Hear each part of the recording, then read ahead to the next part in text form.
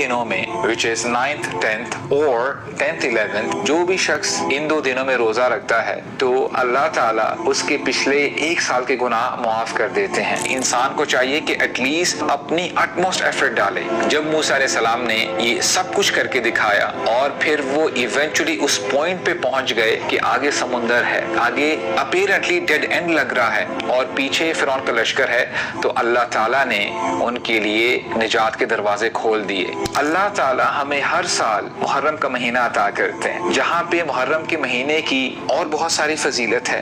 एक मैसेज जो मुहर्रम का महीना हमें हर साल देता है वो ये कि अल्हम्दुलिल्लाह वस्सलातु वस्सलामु अला रसूलिल्लाह अम्मा बाद रब्बि इश्रह ली सदरी वयस्सिर ली अमरी वहलुल उक़दतम मिन लिसानी यफ़क़हू क़ौली अल्लाहुम्मा अन्फ़अना बिमा अल्लमतना वअल्लिमना मा यनफ़अुना वज़िदना इल्मन आमीन या रब्बल आलमीन। अस्सलामु अलैकुम वरहमतुल्लाहि वबरकातुहू। हम मुहर्रम के महीने में एंटर कर चुके हैं। अल्लाह ताला ने इस महीने को शहरुल्लाहिल मुहर्रम कहा है। इसका मतलब ये है कि ये अल्लाह ताला का महीना है और हमें ऑलरेडी पता है कि बाकी 11 महीने भी अल्लाह ही के हैं।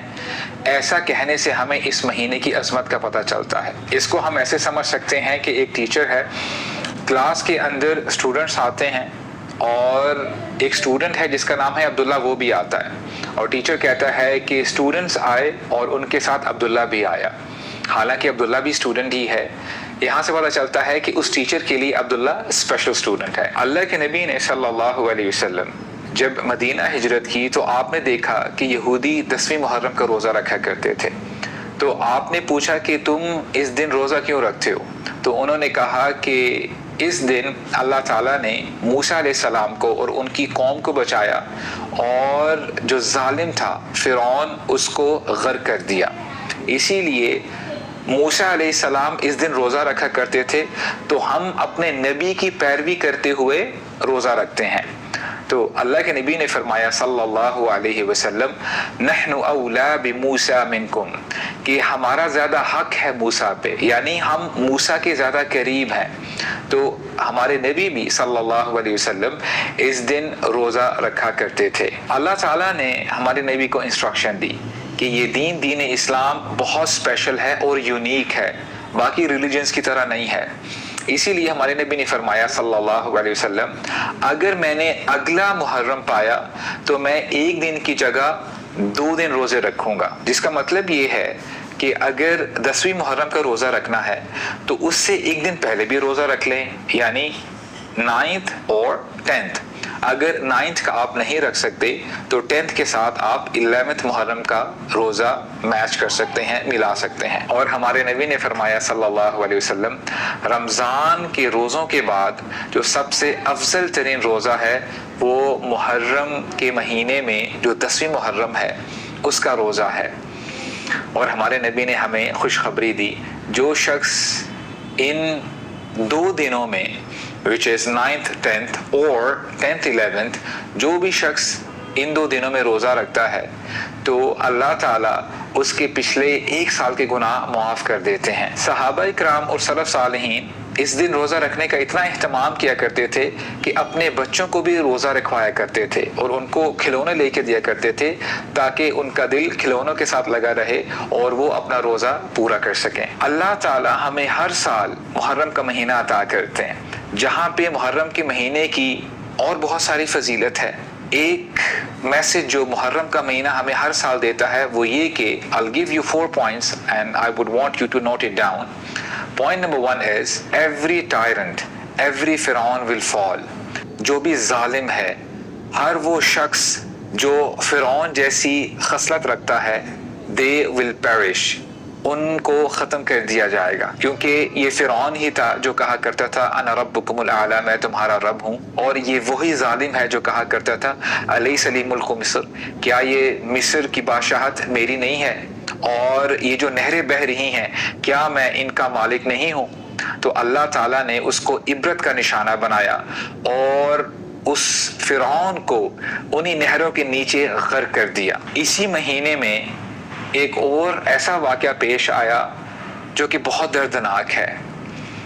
अल्लाह के नबी के नवासे हज़रत हुसैन रज़ी अल्लाहु अन्हु جن کے بارے میں ہمیں بہت ساری احادیث ملتی ہیں۔ اللہ کے نبی فرمایا کرتے تھے کہ یہ جو میرے نواسے ہیں حسن حسین، یہ جنت میں نوجوانوں کے سردار ہوں گے۔ اس مہینے میں حسین رضی اللہ عنہ کو شہید کیا گیا۔ نہ صرف ان کو شہید کیا گیا بلکہ ان کے جو فیملی ممبرز تھے ان کو بھی شہید کر دیا گیا۔ ان پر ظلم اور زیادتی کی گئی، ان کو گھیرے میں لے لیا گیا، ان کو دھوکہ دیا گیا، اور اللہ تعالیٰ نے ان ظالموں کو جنہوں نے یہ عمل کیا تھا ان کو اس دنیا میں ہی سبق سکھلایا۔ ابن کثیر رحمہ اللہ اپنی کتاب بدایہ و نہایہ میں فرماتے ہیں کہ وہ لوگ جو اس پورے سینیریو میں انوالو تھے، جنہوں نے یہ ظلم کیا تھا، اللہ تعالیٰ نے ان کو سزا دی۔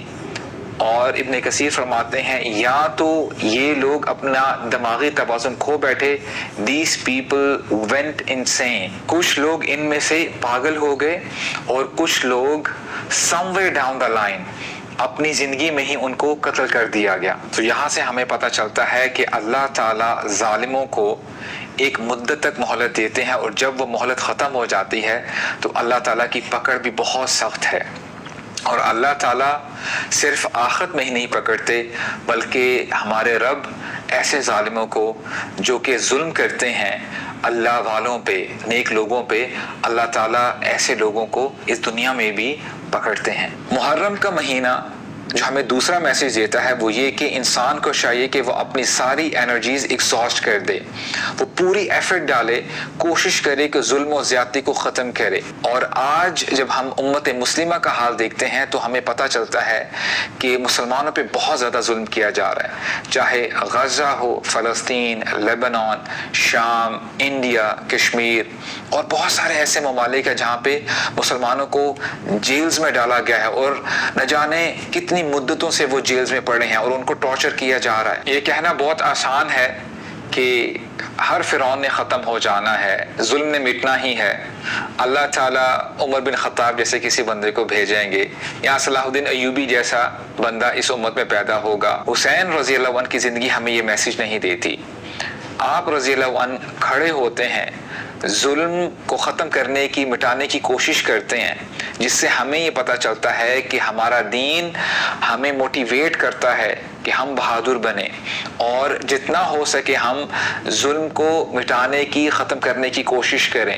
اور یہی میسیج موسیٰ علیہ السلام کی زندگی میں بھی ملتا ہے۔ موسیٰ علیہ السلام نے ویٹ نہیں کیا کہ سمندر 2 حصوں میں ہوں گے اور ہمیں نجات ملے گی، تب تک آپ علیہ السلام لوگوں کو ایجوکیٹ کرتے رہے، ان کو ایمان کا سبق یاد کرواتے رہے، ان کو صبر کی تلقین کرتے رہے۔ آپ نے بار بار اپنی قوم سے کہا کہ یقین رکھو، حوصلہ رکھو، and you have to be resilient، ثابت قدم رہو۔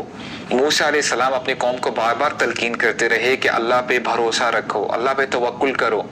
اور حالات نو ڈاؤٹ بہت خراب ہیں، جب تک حالات ٹھیک نہیں ہوتے اپنے گھروں میں ہی نمازیں ادا کرو۔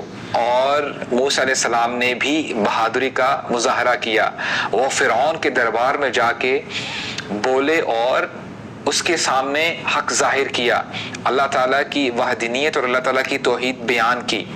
اور جب آپ نے اپنے سارے اسباب ایگزاسٹ کر لیے، جو میں بات کہنا چاہتا ہوں کہ انسان کو چاہیے کہ ایٹ لیسٹ اپنے اسباب کا اختیار کرے اور اپنی اٹموسٹ ایفرٹ ڈالے۔ جب موسیٰ علیہ السلام نے یہ سب کچھ کر کے دکھایا اور پھر وہ ایونچولی اس پوائنٹ پہ پہنچ گئے کہ آگے سمندر ہے، آگے اپیرنٹلی ڈیڈ اینڈ لگ رہا ہے اور پیچھے فرعون کا لشکر ہے، تو اللہ تعالیٰ نے ان کے لیے نجات کے دروازے کھول دیے، ان کے لیے راستہ نکال دیا۔ آج ہمیں بھی چاہیے کہ ہم اپنے سارے اسباب، سارے مینز ایگزاسٹ کر لیں اور ہم بھی اوشن کی طرف، سمندر کی طرف مارچ کرنا شروع کر دیں۔